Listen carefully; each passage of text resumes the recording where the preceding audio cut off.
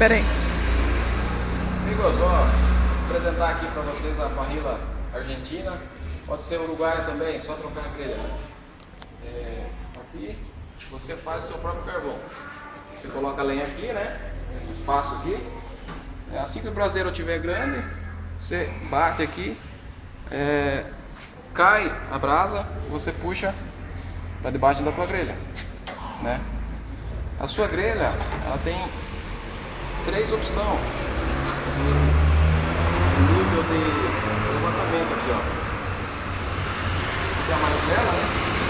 Sobe, você trava, a altura que você quiser. Aqui é mais baixo, trava aqui.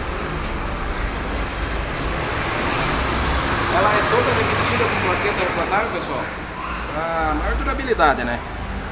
Entendeu? Muito legal a churrasqueira. Aqui você tem também, ó, coletor de gordura da grelha, canaleta. A gordura cai aqui, né? Você pode subir aqui a grelha também, mais uma opção. E mais uma opção aqui também. Vai funcionar a mesma coisa, né? Legal? Aqui uma porta-tábua de carne aqui, e ele é móvel, viu? Você pode tirar a hora que você quiser. E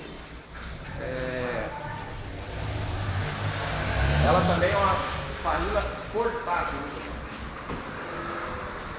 Você pode levar onde você quiser. E você desmonta que nem uma tábua de passar roupa, pessoal. Beleza? Tá aqui a parrilla argentina ou uruguaia. Juliano da MS Disco de Arado Churrasqueiras Artesanais.